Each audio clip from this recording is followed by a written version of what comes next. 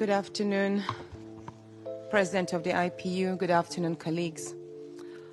I come with a heavy heart from Nigeria, but first I'd like to apologize to Honorable Kafila Ogbara. I am not here to bring shame to our country. I'm here to seek help for the women of Nigeria. Again, my name is Senator Natasha Akpoti Udwa. 5 days ago, on the 6th of March 2025, I was suspended. As a senator, I was suspended illegally because I submitted a petition of sexual harassment against the President of the Nigerian Senate, Senator Godswill Akpabio. I thought that by submitting the petition, he would recuse himself, and both of us will submit ourselves to the Committee on Ethics, Privileges and Public Petition for a fair and transparent investigation. But unfortunately, I was silenced and I was suspended. I was suspended for 6 months, amongst many other stringent conditions, such as taking away my security, taking away all the officials, vehicles, and other items that were handed over to me as a senator. My salaries will be cut off. I must not appear anywhere near the National Assembly. And for 6 months, I'm not to introduce myself or present myself as a senator locally in Nigeria or internationally. That means I'm here illegally. But I had no other place to go but to come here and speak to you women. Because this is a bigger picture.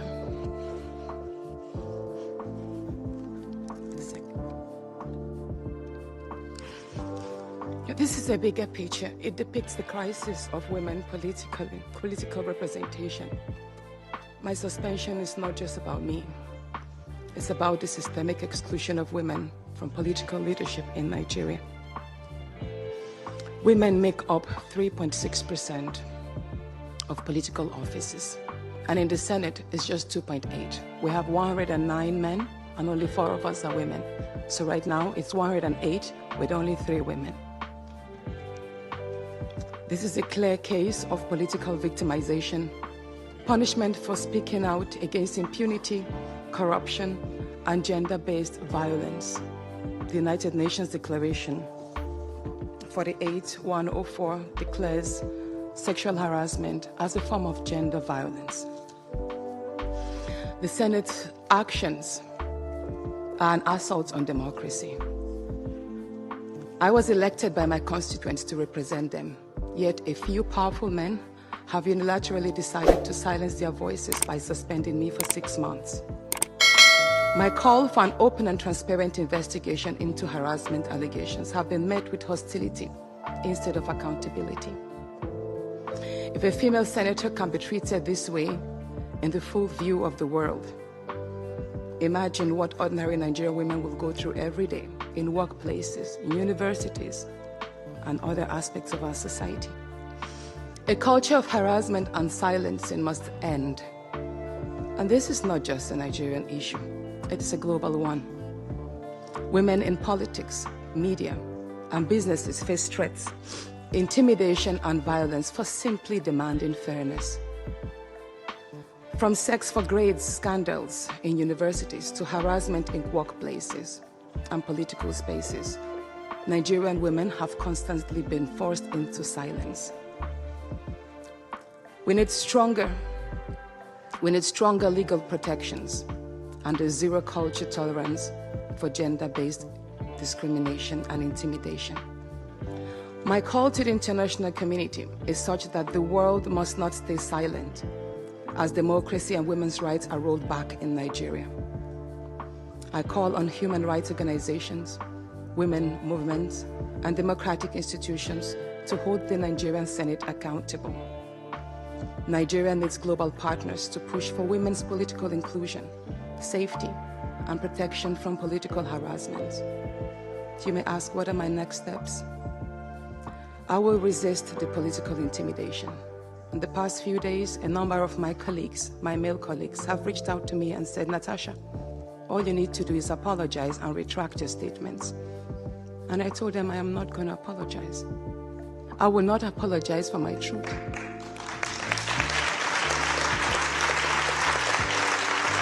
Thank you. Thank you. And I told them that I will stand the 6-month suspension, and the very first day I return, I will represent my petition on sexual harassment. And I will continue doing so until there is a fair and transparent investigation. I will fight, thank you. I will fight this injustice and continue to represent my constituents, whether the Senate wants to hear me or not. I will work with women's group, civil society, and legal teams to ensure that this unconstitutional suspension is squashed. This is bigger than me. This is about ensuring that no other woman in politics or public office will ever be silenced again. Thank you so much. Natasha Akpoti is a duly elected senator. She was elected by her constituency, the people of Kogi Central. No senator, not even the Senate President, has the right to suspend her from the floor of the National Assembly. It will take only the recall process for a senator to leave the National Assembly. But where we run a country that the constitution is not respected, we run a country without law. Anyone can wake up any day and do whatever that pleases him or her, and that person will go scot-free. Natasha Akpoti accused the Senate President of sexual harassment. She submitted a petition on the floor of the National Assembly so that the Senate President can excuse himself, and the both of them will submit themselves to the Ethics Committee. The reason for this is so that that allegation of sexual harassment can be investigated, can be looked upon. Someone that is being accused cannot preside over his own case. It's not done anywhere. That is why in a civilized country, when someone is being accused of something, the first thing that person will do is to resign from that position and go and clear his name. But the Senate President refused to resign. He presided over his own case and he supervised the suspension of the person that is accusing him, who is Natasha Akpoti. This can only happen in Nigeria. I can tell you for a real fact, this can only happen in Nigeria. There is executive, judicial, legislative rascality. Natasha Akpoti was suspended, and we've seen women, we've seen groups come out to support the Senate President.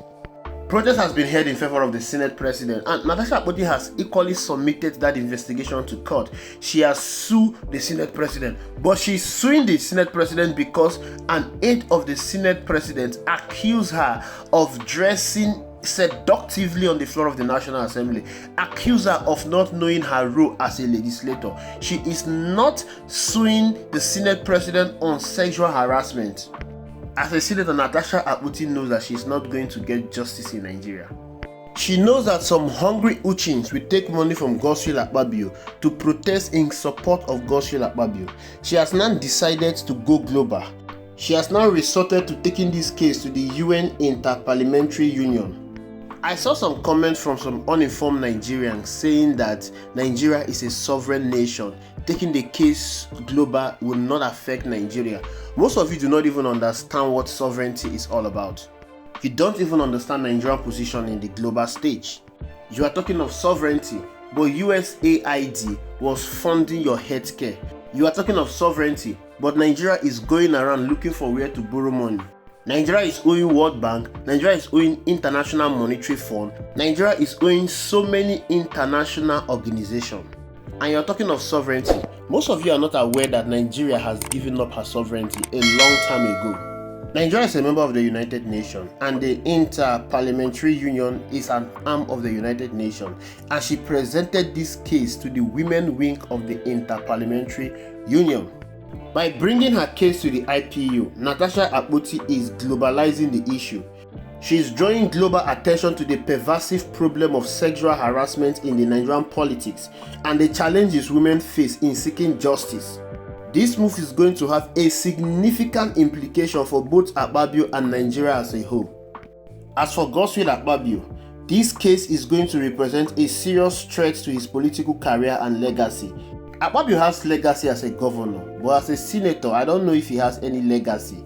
The legacy we've heard about Akpabio ever since he left office as a governor is a sexual harassment against the former NDDC boss, a woman. We've also heard his legacy of misappropriation of funds as an NDDC boss. And we've seen the way he's been running the National Assembly. He has been running the National Assembly as his personal property. He has sold the National Assembly to the executive. These are the legacies that we know of Godswill Akpabio.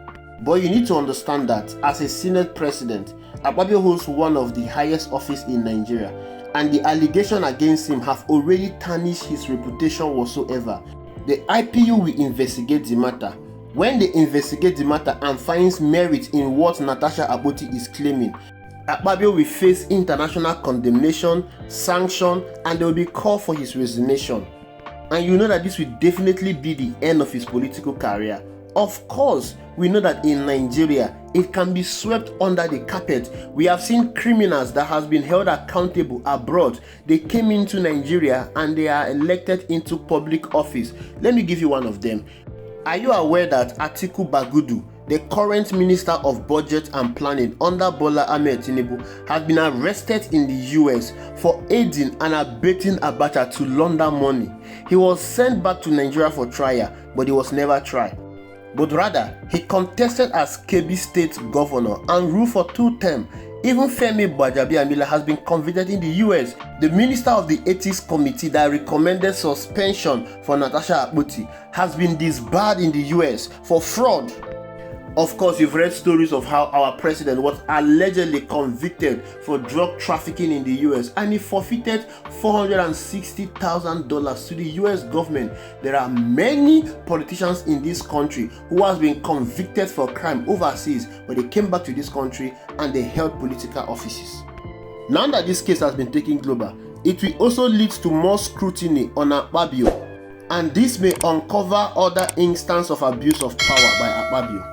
For Nigeria, this case is going to highlight the systemic issues of gender inequality and sexual harassment that has continually persisted in our country's political and social system. The fact that Natasha Akpoti felt compelled to take her case to an international body, it shows the lack of trust in Nigeria's institutions to deliver justice, particularly for women. Once this case is given its due consideration in the IPU, it will put Nigeria in the global spotlight for all the wrong reasons. Nigeria's so-called reputation as a democratic nation that upholds the rule of law and human rights could be severely damaged. We know there is no rule of law in this country. We know that laws are not being respected in this country. Even the court, the judiciary that ought to uphold our laws and constitutions is nowhere to be found. This could lead to strained diplomatic relations and it will reduce foreign investment. No investors will want to come into a country where women are being sexually harassed. For those of you that are shouting that Nigeria is a sovereign nation and the IPU has no right to investigate what happened in Nigeria, let me give you cases that the IPU has handled before. In 2019, the IPU intervened in the case of Maria Ahmed Didi, a Maldivian member of the parliament who faced threats and intimidation for her political activities. The IPU's involvement helped draw international attention to her plight and pressured the Maldivian government to ensure her safety. In 2018, the IPU took up the case of Joan Requencia, a Venezuelan member of the parliament who was arbitrarily detained by the government. The IPU advocacy played a key role in securing his release and highlighting the broader issues of political persecution in Venezuela. In Uganda, a presidential candidate, Bobi Wine, was politically persecuted in Uganda, but the IPU's intervention helped draw global attention to his arrest and a crackdown on opposition figures in Uganda. The IPU has equally intervened in a case involving a Rwanda member of the parliament, Victoire Ingabire. I think Godswill Akpabio has hit the brake. Suspending Natasha Akpoti was a grave mistake. They were just trying to cover the sins of Akpabio. But now, the sins of Akpabio that they are trying to cover will go public. We are going to be looking out for events and how all of this will unfold. Thank you for watching. I will see you in the next video.